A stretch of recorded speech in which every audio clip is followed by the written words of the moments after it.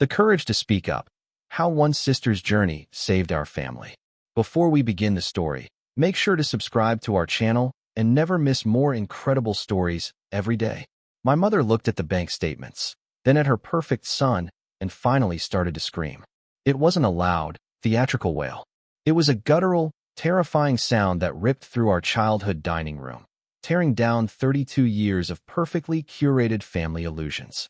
Across the mahogany table, my older brother Julian just sat there, straightening his imported silk tie. The charming smile that had opened every door for him, the smirk that had convinced our parents to hand over their life savings, was slowly melting off his face. I stood near the doorway, my hands trembling as they gripped the edge of the wooden chair. For 28 years, I was the family scapegoat. I was too dramatic, too sensitive, the daughter who chose a modest career as a freelance graphic designer instead of chasing prestige. Julian was the tech genius, the millionaire, the golden child. I had sacrificed my relationship with my parents, my peace of mind, and nearly my own sanity to get to this exact moment. The mahogany table was covered in undeniable proof. Foreclosure notices printed in glaring red ink. Highlighted bank logs showing hundreds of thousands of dollars vanishing into thin air. Forged signatures on legal documents that transferred my parents' fully paid-off suburban estate into a collateral nightmare. How do you save people who hate you for trying? That was the question that haunted me for 6 agonizing months. My parents lived in this beautiful, comfortable bubble, convinced their retirement was expertly managed by their brilliant son. They trusted him with their passwords, their deeds, their entire future. I was just the jealous younger sister, always trying to cause trouble where there was none. Or so they told me, every time I raised a red flag. But standing there, watching my mother's world collapse as she stared at the zero balances on her Vanguard accounts, I didn't feel vindicated. I just felt an overwhelming, suffocating grief. Julian finally looked up from the papers, his eyes locking onto mine, devoid of any familial warmth. The mask was gone. The charismatic older brother I grew up with had been replaced by a cornered animal calculating its next move. He leaned forward, completely ignoring my sobbing mother. He opened his mouth to speak, but the lie he told changed everything forever. Growing up, Julian was the sun, and the rest of us were just lucky to orbit his brilliance. My parents, Helen and David, worshipped the ground he walked on. He was 4 years older, endlessly charismatic, and possessed a terrifying ability to tell people exactly what they wanted to hear. He brought home straight A's, captained the debate team, and eventually launched a revolutionary tech startup that supposedly made him a multi-millionaire by 25. I, on the other hand, was the quiet observer. Whenever I pointed out Julian's inconsistencies, like how he'd borrow money from my mother's purse and blame the housekeeper, I was severely punished. "Clara, why do you always have to be so dramatic and jealous?" my mother would snap, wrapping an arm around Julian as he offered a perfectly calibrated look of fake sympathy. Over the years, that dynamic only hardened. I moved out, got a steady job, and paid my own bills. Julian bought a hyper-expensive, sterile penthouse downtown, driving a leased Porsche that my parents bragged about to their country club friends. It made perfect sense to them when Julian suggested taking over their finances. They were getting older, Dad's heart was fragile, and Julian was the financial genius. 2 years ago, over a lavish Thanksgiving dinner paid for by Julian, my parents proudly announced they had signed over total power of attorney. They gave him complete control over their pensions, their Vanguard retirement accounts, and the legal deed to the sprawling suburban estate they had paid off a decade ago. I remember sitting at that table, feeling a cold knot form in my stomach. When I asked if it was wise to put everything in one basket, my father slammed his fist down. He told me I was ungrateful and that Julian was securing their legacy. I kept my mouth shut, retreating to my small apartment, desperately hoping my gut feeling was just residual childhood resentment. I wanted to believe my brother was the savior they thought he was. I wanted to believe my family was safe and secure. But the illusion shattered the day I found the thick, red-stamped envelope on their counter. I had stopped by my parents' house on a random Tuesday afternoon to drop off some groceries, knowing Mom was recovering from a mild knee surgery. The house was quiet, smelling of lemon polish and fresh coffee. As I set the bags down on the granite kitchen island, my eyes caught a stack of unopened mail. Right on top was a thick, ominous-looking envelope addressed to my parents, bearing the logo of a high-risk lending firm I didn't recognize. The words "Final Notice of Default" were printed across the front in glaring red ink. My heart hammered against my ribs. My parents had zero debt. They hadn't carried a mortgage in over 12 years. My hands shook as I held it up to the light, trying to make out the terrifying silhouette of the paper inside. I didn't dare open it, knowing my mother would instantly accuse me of snooping. Instead, I took a clear picture of the envelope and hastily shoved it back to the bottom of the pile. I left the house in a daze, pulling my car over 2 blocks down to call Julian. He picked up on the second ring, sounding utterly relaxed, the background noise of a busy upscale cafe filtering through the line. "Julian, I just saw a final default notice from a predatory lender at Mom and Dad's." I blurted out, my voice trembling. "What is going on with their accounts?" Julian didn't even pause to take a breath. He let out a soft, patronizing chuckle that instantly made me feel 3 inches tall. "Clara, please. It's a phishing scam. Those junk mailers buy property data and send fake default notices to scare the elderly into calling them. I already told Mom to ignore them and let me handle the trash. You really need to stop being so deeply paranoid about everything." His voice was incredibly smooth, oozing with absolute confidence and perfectly practiced brotherly concern. I sat in my car, staring blankly at the steering wheel, desperately wanting to accept his easy explanation. But the chilling dread in my stomach told me my brother was lying through his teeth. The next evening, I couldn't hold it in anymore. I drove back to the estate, my pulse racing, determined to force my parents to look at their own bank portals. Julian wasn't there, which gave me a rare window to speak to them alone. I sat them down in the living room, my father in his favorite recliner, my mother resting her elevated leg on an ottoman. I gently brought up the red-stamped envelope, begging them to just log in and verify that their accounts were untouched. "I just want to make sure you're both protected," I pleaded, my voice cracking slightly. The reaction was instantaneous and explosive.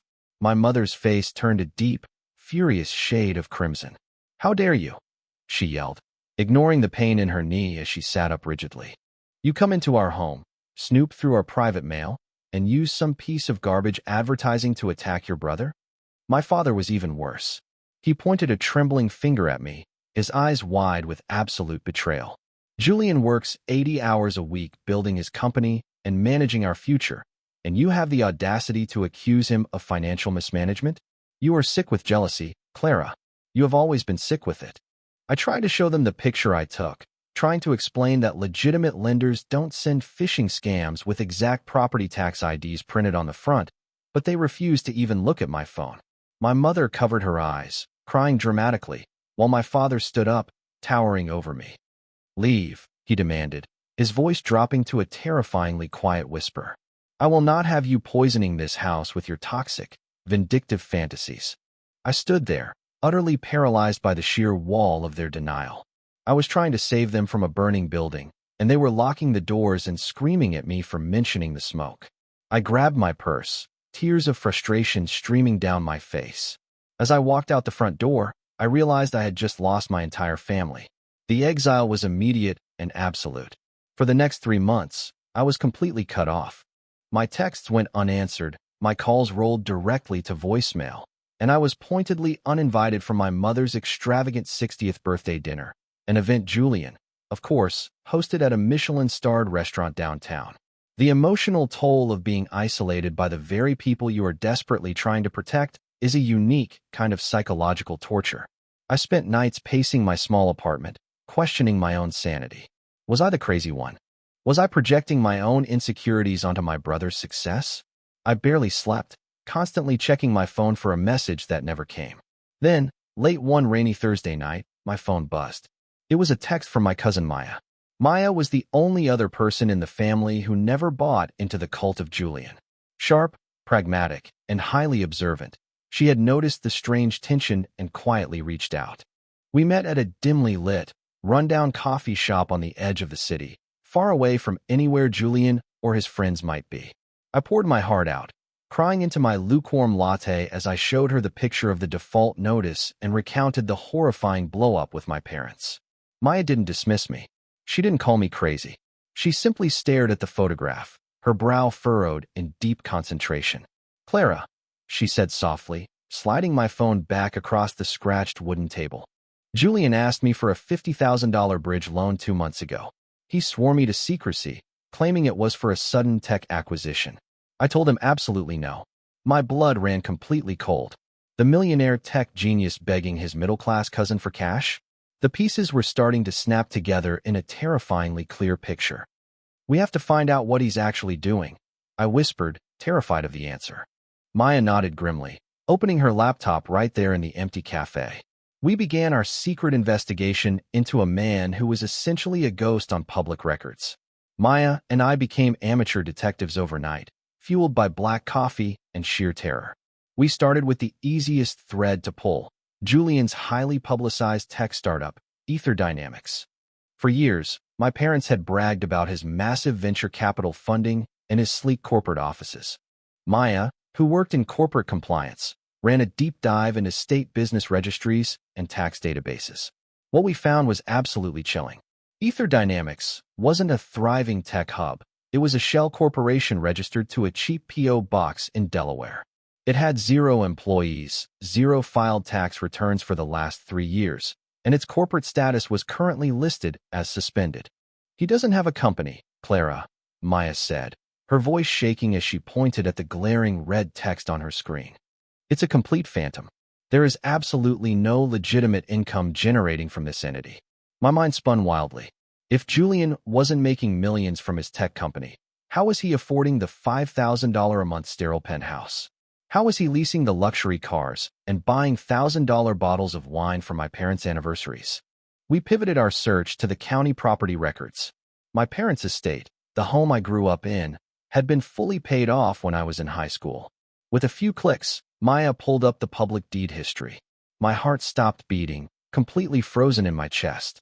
There it was, filed 18 months ago, shortly after my parents signed over power of attorney. A massive, high-yield reverse mortgage against the entire equity of the property, signed by Julian as their legal proxy. He had sucked every single dime of value out of their safe, suburban sanctuary. The money was gone. But where did it go? He clearly wasn't investing it in his fake business. I gripped the edge of the cafe table, feeling the room tilt violently around me.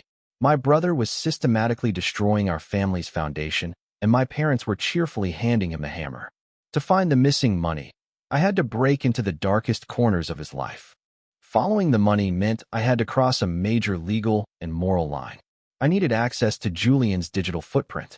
I remembered an old, shared family email account my parents had created years ago for a shared calendar and household bills. Julian had scoffed at it back then, but my parents still used it as their primary recovery email. I drove home, booted up my laptop, and tried the old password. It worked. My hands were sweating so profusely I could barely grip the mouse. I typed password reset into the search bar.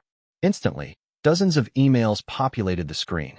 They were all routed from my parents' Vanguard retirement portals, confirming password changes, security question updates, and two-factor authentication bypasses. Julian had locked them out of their own life savings. But that wasn't the smoking gun I needed.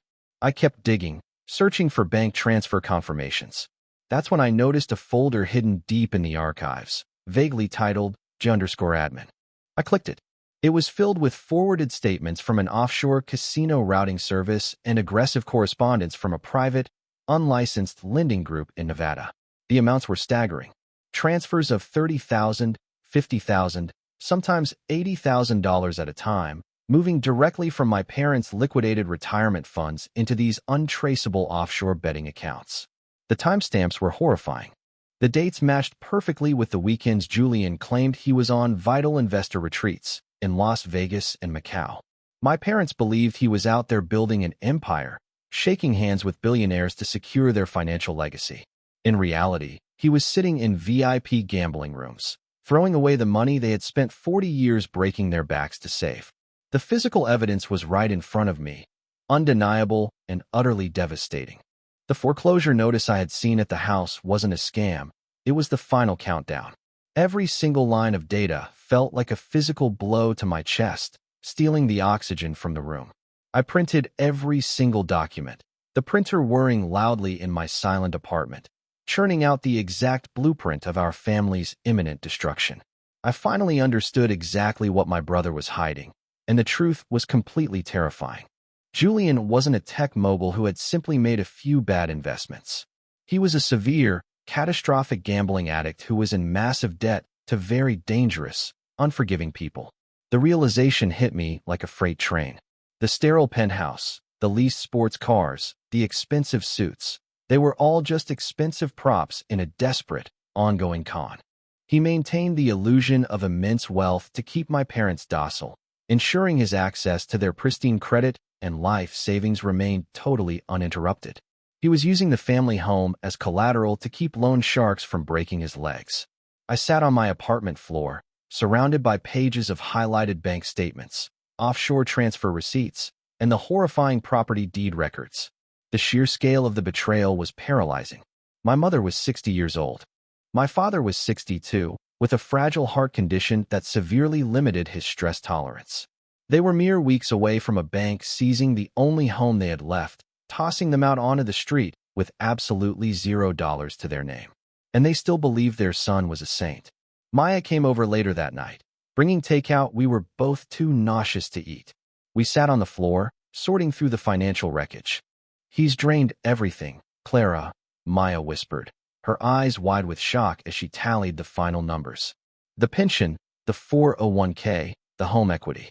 It's all gone. He owes over $2 million, and the balloon payment on the house is due in exactly 14 days. 14 days. 2 weeks before the bank foreclosed and the illusion violently shattered. The stakes had suddenly become a matter of life and death for my parents. We needed an undeniable authority figure. We needed someone who wasn't just the jealous younger sister to stand in front of them and force them to look at the terrifying reality of their financial ruin. We had to move fast, but my next decision could actually kill my fragile father. Through a mutual connection in the corporate finance world, Maya introduced me to Vance.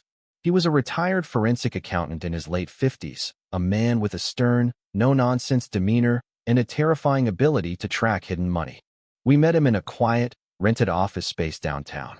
I nervously slid the thick binder of printed emails, property records, and bank statements across the desk. Vance adjusted his reading glasses, silently flipping through the pages for what felt like hours. His face remained entirely impassive, but his jaw tightened with every turned page. Finally, he closed the binder and looked me dead in the eye. "It's a classic, textbook bleed out," Vance said, his voice grave. "Your brother forged their signatures on the secondary loan documents. The notary stamp is completely fake. He committed massive wire fraud, elder abuse, and identity theft. I can map this out so clearly that a 5-year-old could understand it." Relief washed over me, immediately followed by a crushing, suffocating wave of moral dread. I had the bulletproof evidence. I had the expert witness. But how do I actually drop this nuclear bomb on my parents?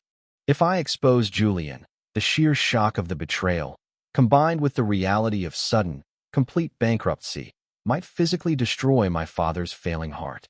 I agonized over the decision for 3 sleepless nights. Do I confront Julian privately and try to force him to fix it? No, he was a cornered addict. He would just lie and manipulate his way out, or worse, flee the country entirely. The truth had to come out, loudly and undeniably, in front of the people he was destroying. I had to become the villain in their eyes to save their lives.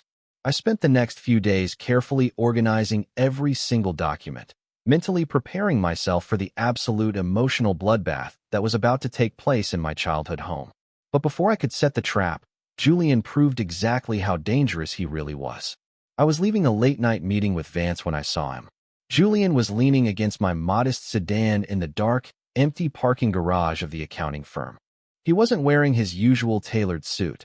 He was in a rumpled hoodie, his face gaunt, his eyes twitching with a manic, desperate energy. The perfect son mask was completely gone, replaced by a terrifying, hollow hostility. He knew I had been digging. "What are you doing, Clara?" he asked, his voice a low, threatening hiss that echoed off the concrete walls. "You think you're so smart, asking around, pulling property records? You have absolutely no idea what you are messing with." I stood my ground, my keys digging sharply into my palm. "I know everything, Julian. I know about the offshore accounts. I know about the fake tech company. I know you mortgaged mom and dad's house to pay off your massive gambling debts. Julian lunged forward, invading my personal space, his breath smelling faintly of stale alcohol and sheer panic. "If you breathe a word of this to them, I will legally ruin you," he spat, pointing a shaking finger at my face. "I have their power of attorney. I control their estate. I will tell them you tried to extort me. I will tie you up in court for the rest of your pathetic life. They hate you, Clara. They will never, ever believe a word you say." He was right about one thing. They wouldn't just take my word for it. But he didn't know I had Vance, and he didn't know I had the exact routing numbers. I kept my face blank, refusing to give him the satisfaction of seeing my terror. "Stay away from me," I whispered, unlocking my car and quickly sliding inside. He slammed his hands against the driver's side window as I rapidly threw the car into reverse. I sped out of the dark garage, my hands trembling violently on the steering wheel, realizing just how close to the edge he truly was. The clock was rapidly running out, and I had to trigger the final confrontation tonight. The balloon payment on the house was due in exactly 5 days. The bank would initiate foreclosure proceedings by Monday morning. I had no more time to hesitate. I called my mother, swallowing my immense pride, and tearfully begged for a reconciliation dinner at their house. I played the part perfectly. I told her I missed them, that I wanted to apologize to Julian, and that I just wanted our family back together. My mother, desperate to maintain her perfect family image, eagerly agreed. She cooked a massive roast, set the mahogany dining table with her best china, and even bought my favorite wine. Julian arrived looking incredibly smug, wearing a sharp new suit, firmly believing he had successfully intimidated me in the parking garage. The dinner started with excruciatingly polite small talk.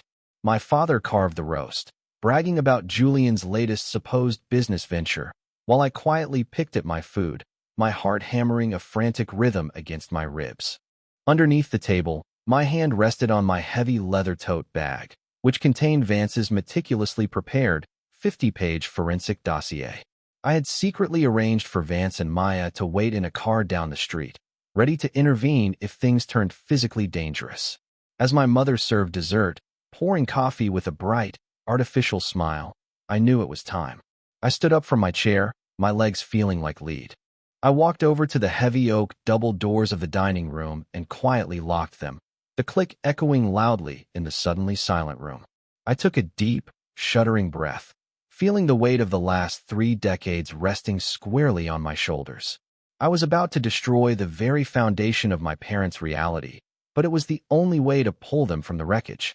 Julian tensed in his seat, his knuckles turning totally white as he gripped the edge of the polished mahogany table, realizing he had just walked blindly into a meticulously planned ambush. I dropped the heavy financial dossier onto the table, and the room went dead silent. "Clara, what on earth are you doing?" my mother asked, her voice trembling as she stared at the thick stack of papers. "This is not an apology. What is this?" I looked directly at my father, who was already turning red with anger. "Dad, please, just listen to me for 5 minutes. If you still hate me after this, I will walk out that door and you will never see me again." I opened the binder. The first page was the glaring, red-stamped foreclosure notice from the predatory lender. "Your house is being seized by the bank next Monday," I said, my voice surprisingly steady. "Because Julian secretly mortgaged the entire equity 18 months ago." My parents gasped. Julian immediately jumped up, slamming his hands on the table. "She's insane. She forged these. Mom, don't look at that. It's a complete fabrication," he yelled, his face slick with panic. But I kept turning the pages, speaking loudly and clearly over his frantic shouting. "Here are the Vanguard transfer logs, showing 0 balances. Here are the offshore routing numbers. Here is the public state registry proving Ether Dynamics has never existed. And here," I pointed to the final page, "is the forensic report proving he forged your signature on the loan documents to pay off $2 million in illegal gambling debts." My mother grabbed the papers, her eyes scanning the familiar logos and her own forged signature. The denial in her eyes fought a brutal, losing battle against the undeniable, physical proof right in front of her. My father picked up the Vanguard statements, his hands shaking violently as he stared at the zeros. The silence in the room was deafening, broken only by the sound of my mother's ragged, uneven breathing. Julian frantically tried to grab the binder, but my father sharply slapped his hand away. The absolute authority and raw anger in that single slap echoed through the room. My father, who had defended him for 30 years, was finally looking at his golden child with sheer, unadulterated horror. My father slowly looked up from the empty bank accounts, his voice barely a whisper. "Is it true?" My father asked, his voice shaking with a terrifying, hollow vulnerability. "Julian, look me in the eyes and tell me this is a lie." For a long, agonizing moment, Julian tried to maintain the facade. He opened his mouth, searching for the smooth, charismatic lies that had always saved him. But the evidence was absolute. There was nowhere left to hide. The golden boy mask finally cracked, and what spilled out was pure, toxic venom. "You gave me control," Julian suddenly screamed, his face twisting into an ugly, hateful sneer. "You handed me the keys and expected me to just magically multiply your pathetic little savings. I was under immense pressure to be the perfect son, to fund your lavish country club lifestyle, to be the genius you constantly bragged about." He pointed a furious finger at my parents. "I lost the money trying to build something massive. The casino was just a temporary bridge, a way to win it back. You suffocated me with your expectations." Then he turned his rage onto me, his eyes burning with pure malice. "And you couldn't just let it be. You had to destroy everything because you couldn't stand being the useless, forgotten second child." My mother began to sob uncontrollably, burying her face in her hands as the sheer magnitude of the betrayal broke her completely. My father slumped back in his chair, clutching his chest, his face completely gray. Julian didn't show an ounce of remorse or sympathy for the parents he had just financially and emotionally ruined. He sneered at us one last time, grabbed his expensive coat, and stormed out of the house. The heavy oak door slammed shut behind him, rattling the expensive china in the dining room cabinets. He left us sitting there in the absolute wreckage of our family, surrounded by cold, hard proof of his ultimate betrayal.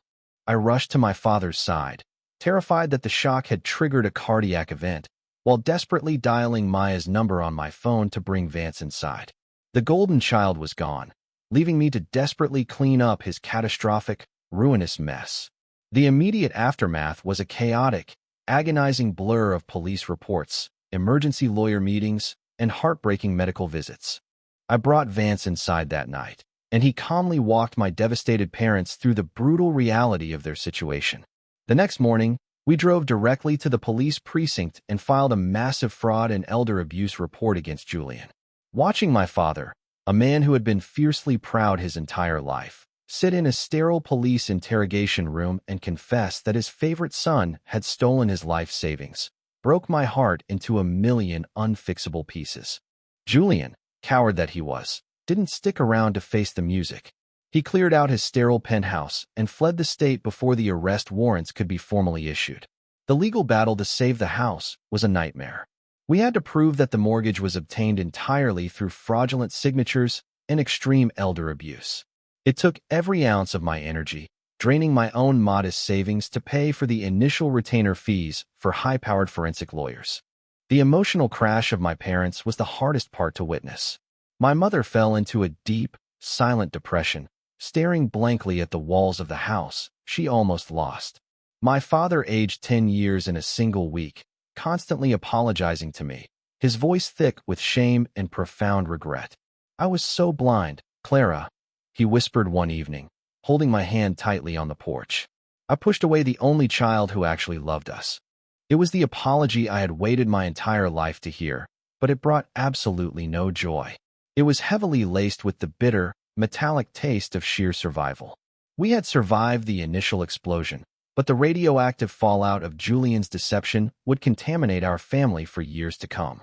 I had successfully saved them from total financial ruin, but the emotional scars were deeply permanent. The legal system eventually caught up with him, but the damage was already permanently done. It's been 8 months since that explosive dinner. Through a grueling legal miracle and Vance's ironclad forensic evidence, the bank agreed to freeze the foreclosure and restructure the fraudulent debt. The house is safe, for now, though my parents will be paying off the heavily reduced settlement for the rest of their lives. Julian was eventually arrested in Florida, trying to hustle a new group of investors. He is currently awaiting trial for multiple counts of felony wire fraud and elder abuse. My parents haven't spoken to him since the night he walked out. Our family dynamic is entirely different now. I am no longer the scapegoat, but I also refuse to be their savior. I helped them set up strict financial boundaries, hired a fiduciary, and returned to my own quiet life. Therapy has been my absolute lifeline. I had to learn that exposing the truth, even when it causes massive, catastrophic pain, is always better than enabling a comfortable, toxic lie. For anyone out there who feels like the crazy one in a family that worships a manipulative golden child, trust your gut. When the math doesn't make sense, when the excuses are too smooth, do not let them silence you. Speaking up might cost you the comfortable illusion of your family, but it is the only way to save yourself from going down with their sinking ship. It takes an immense amount of courage to break generational blindness and face the terrifying reality. My parents and I are slowly healing, building a new relationship based on brutal honesty rather than curated perfection. We have a long, painful road ahead of us. But when I sit with them on the porch now, drinking coffee in the quiet morning air, there are no more hidden secrets lurking in the shadows. The heavy burden of being the one who breaks the silence is utterly exhausting, but the freedom that follows is profoundly real. I finally found my own voice in a house that spent 3 decades trying to keep me entirely silent. And I will never, ever let anyone take that away from me again. The truth broke our family apart, but it was the only way we truly survived.